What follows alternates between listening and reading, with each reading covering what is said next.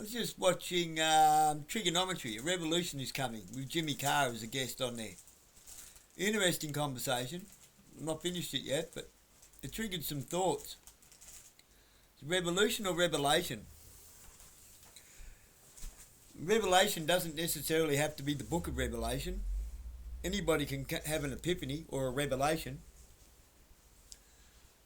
I can't see why there can't be a mass revelation, a mass epiphany. I mean, there's such a thing as a mass psychosis.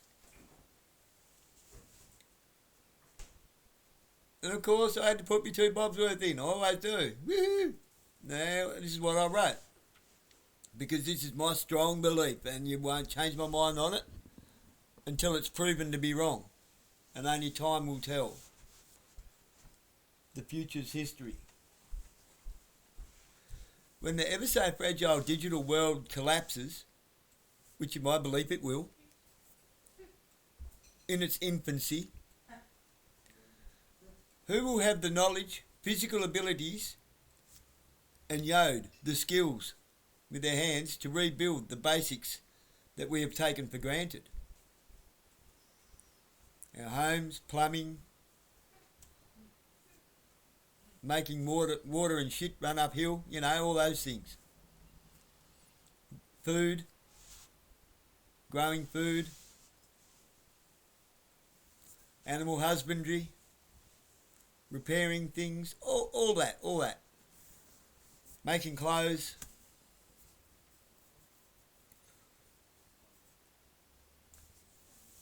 I'm a strong believer that AI should be 100% optional.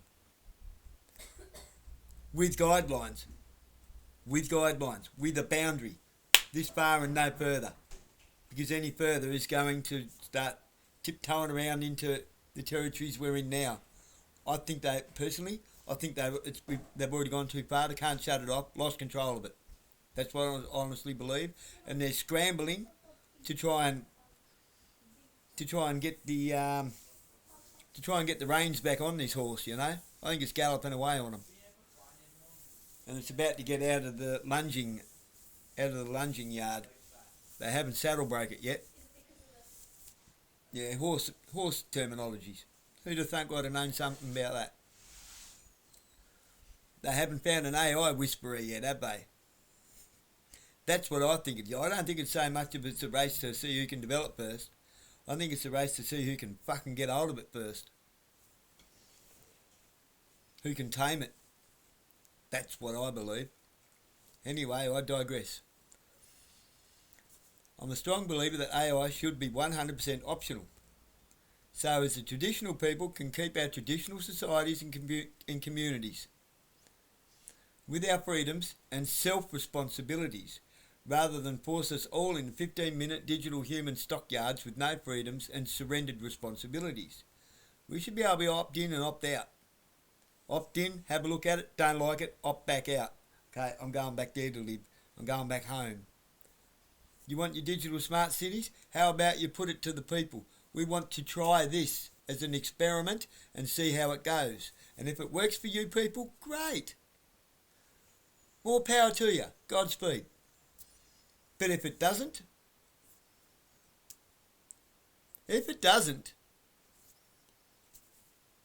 the aforementioned, who's going to have these skills to be able to rebuild and physical abilities and knowledge? Who? Because it won't be people. Just simmer on that for a little while. I mean that with as much respect as I have. I mean that. Simmer on that for a while. Let that rattle around for days even before you really come to a conclusion. Because you might have to sleep on it and wake up with an epiphany. I see no reason why we can't have an opt-in and opt-out scenario with the option to change our mind after a trial run. If you want to live in one of these techno-brave cities, go right ahead. But don't force us all with blanket legislature and dragnet policies. That's the polar opposite to what is considered free and democratic. It is. It's the polar opposite. That, not sure what you would call it. What do you want to call it? Fascist feudalism 2.0?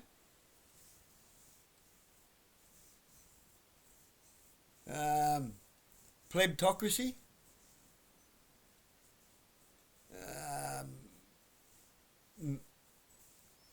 Stalinism? Marxism? It's worse than that even, isn't it? It's Nazism. It's flat out Nazism.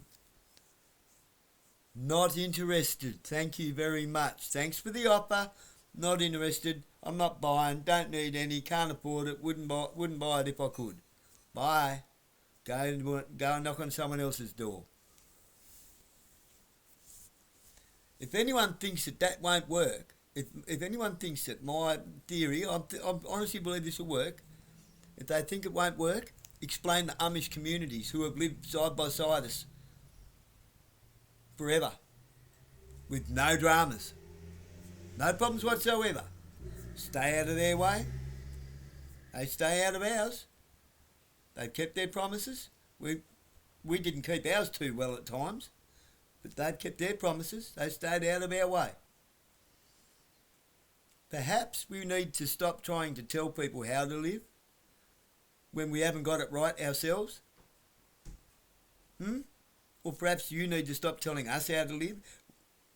I'm talking to the controllers, the control freaks of the world, like governments,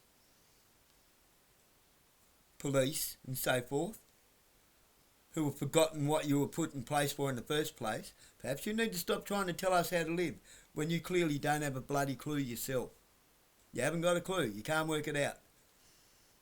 You don't even realise that you're throwing Nazi around like it's bloody confetti, and you're calling it democracy. You can call it democracy all you like. That's not a toe, and they're not thumbs, okay? It might look similar, but they're not the same thing.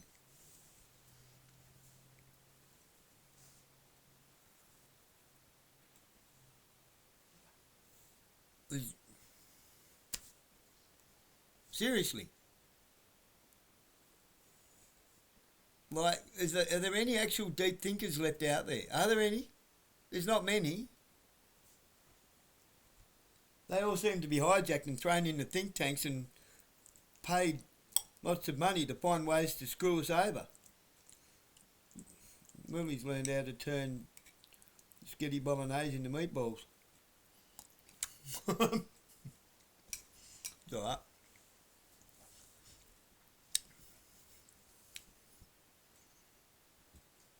Looking forward to my leg getting better. I'm kidding, Lily. It's lovely.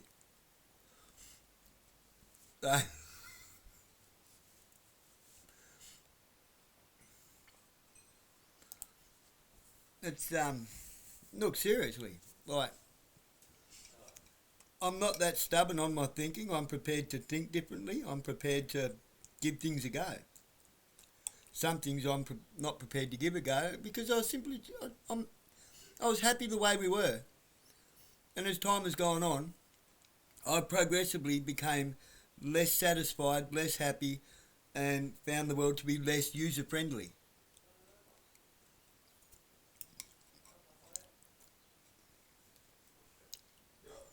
All the icing in the world isn't going to make this cake any better for people like myself. We've become disenfranchised, disenchanted. We've become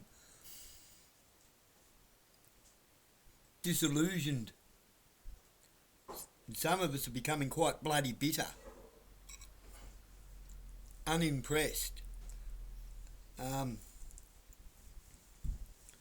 Some of us are quite capable of playing chess. We don't want to be forced to play checkers. We don't want to be forced to roll the dice with loaded dice that are loaded against our favour. We don't want to be bored and have idle hands. We want to... Look, one of my biggest fears... This is not mine, this is my biggest fear. I'm not afraid of dying. What's there to be afraid of? You was unalive once before. Before you was alive, you was unalive in the flesh. So what's there to be afraid of? Nothing. There's either nothing there or there's something great. Or something real bad. It's one of those three.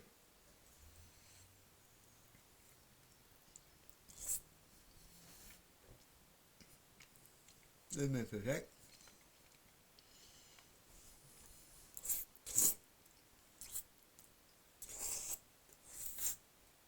Look after your teeth, kids. It makes it much easier to eat. Now, I don't believe there's nothing. There's definitely something. That's my belief. You don't have to follow me down that road. That's fine. I'm not going to force you down my road. I'll spread the word. You don't have to hear it. You don't have to listen to it. That's your choice. Can't force you. Just like it's not right to force me to live in a techno-bro world. It's not right to force people like myself to feel like we're less than because we may have used drugs in our life. Personally, I think those of you who have never tried them, never been down that road, judging me, I think that's pretty rich. Not just me, people like me, that's pretty rich of you. Because you haven't got a clue what you're talking about. You've never done it, never been there, know nothing about it. So just like history, everything is written by the victors, those who are in control or wish to have control. As far as history goes, history's never been true. It's always a one-sided viewpoint.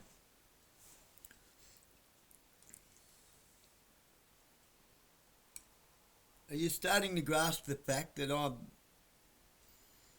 it's only the last few years dawned on me that I'm a bit of a philosopher. Who'd have thunk?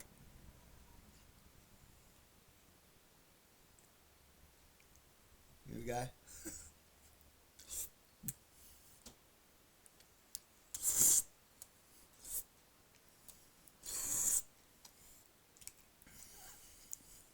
You should see some things I eat. It's like going to war. But I love me food. You got to eat. You don't eat, you don't. You don't.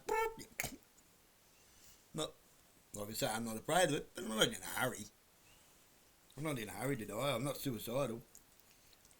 I'm not suicidal, people. Okay?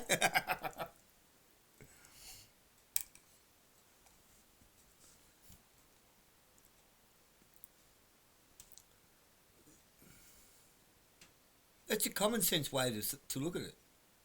It's the most common sense way that there is. Don't ever, ever, ever go into the bush without knowing your way back. Don't ever dive into uncharted waters not knowing what's under there for you to bash your head on. You might not come back. Can you see where I'm going with that? First, ensure you can find your way back before you head off. It's like that Wim Hof, the Iceman, the breathing man, who does literal polar dunks, not just ice bath dunks, polar dunks, and he swims under frozen lakes from hole to hole. He always has a rope to tug on for someone to pull him back. He's always tied to a rope. Have you seen that? He's no fool. Crazy, but not a fool.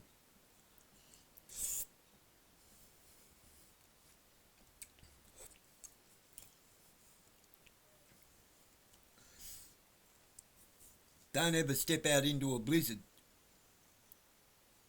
without tying yourself to your mates and your dogs. Because you can't see even 1 foot in front of you, and that's how you get lost and you can't find your way back. By the time they find you, you're an ice cube and you're dead. I think you can see where I'm going with that. It's the reason why people tie themselves to each other when they climb to the summit of Everest and places like that. To make sure no one dies. To make sure everybody gets back. It's like if you do any type of dangerous job, you work on an oil rig, you work in a mine, any type of dangerous job, even a tree dropper out in the bush. To the supervisors and the foremans and the bosses and the owners of that company, and to every single person you work with, what is their number one priority? What is their number one priority? It's not oil. It's not coal. It's not timber. It's their workmates. It's making sure that everybody goes home that night. It's making sure that no families lose a father or a mother or a son or a brother or daughter, sister, you know what I mean. Well, if we're all forced to dive into this, all of us, without a kill switch button, which there isn't one, how do you think it's going to end? Because we're all saying goodbye to home. We're all saying goodbye to traditions. We're all saying goodbye to knowledge. We're all saying goodbye to humanity. And hello to God knows what. I think it's extremely irresponsible. I think there's been no foresight at all put into it. And if we're not careful and we don't turn back or switch this off, myself, I'm on the let's just switch it off and don't bother scenario, but I don't think they can. Even if they wanted to.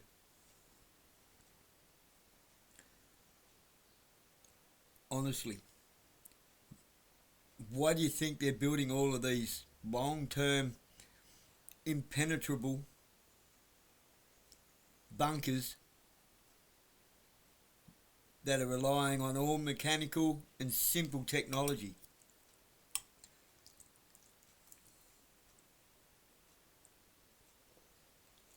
And it's only the techno bros that have got the money and the resources and that are building them. They're not building them for us.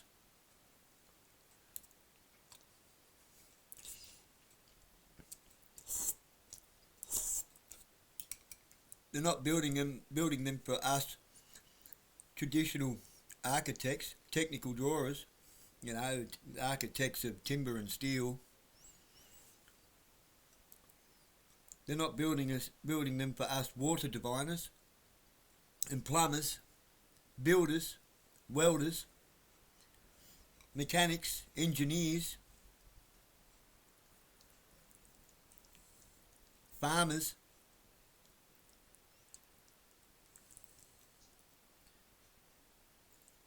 Are you starting to really see the reality of the negative effects? And I don't believe for a second it's a 20% chance this could happen, or it's a 5%. No. I think at best we have a 50-50, at best.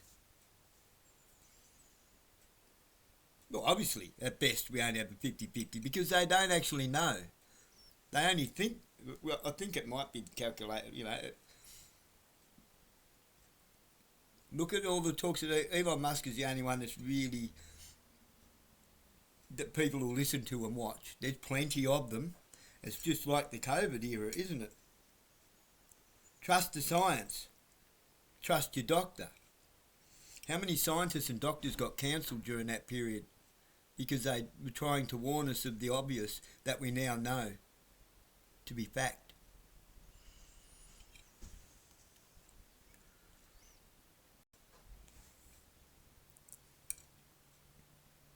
I think this is a rather grounded, common sense and sensible approach to this. It's not an angered one. It's not a hateful one.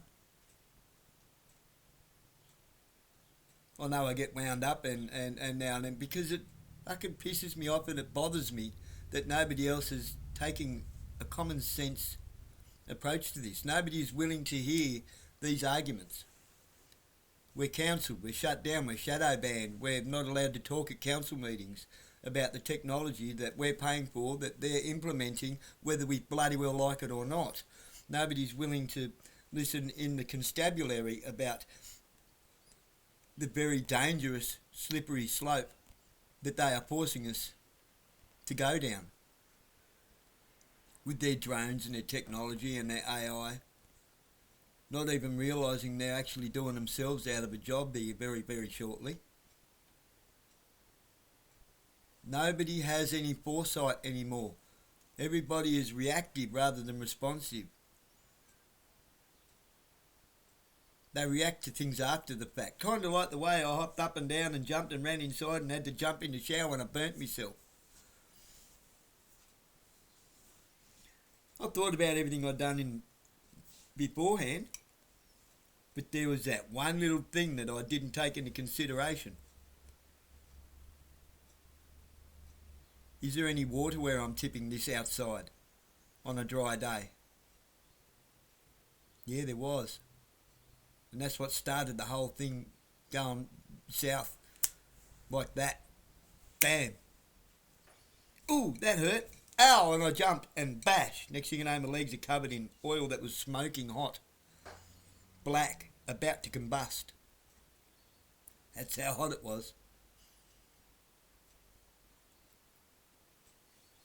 That was right on combustion point, that oil. Because of that one chance, that one little thing that I overlooked. One tiny little thing that I overlooked because I made a presumptuous assumption or an assumptuous presumption. I assumed that there was no water there, so presumably I was fine to tip the oil there.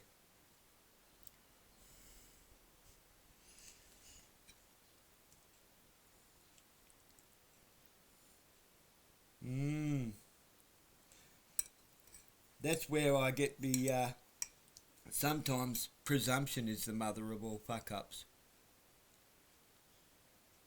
Because you haven't first checked as whether it's a fact or whether it's just an idea in your head that somebody else placed there.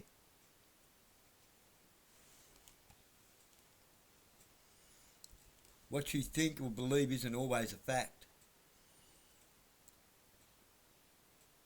You've got to do your research. You've got to look at all the possibilities. I've been doing nothing but that because I've got nothing but time on my hands at the moment. For quite a while I've had nothing but time on my hands. And this is where I come to. A couple of times I've tripped. Why? Because I've had too much time on my hands and nothing for my hands to do.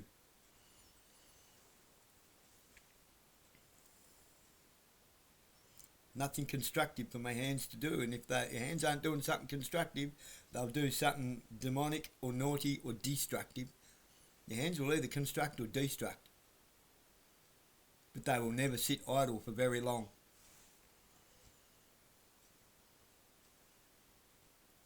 Like they say, idle hands is the devil's workshop. Depends what you're doing with those hands in what workshop. You could build something in one workshop, but the devil's workshop does nothing but demolish and destruct, destroy, devalue, dehumanise, derail, all the D things, you know. No surprise, it's devilish and demonic.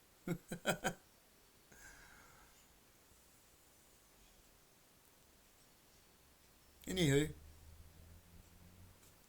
God bless you and bye bye.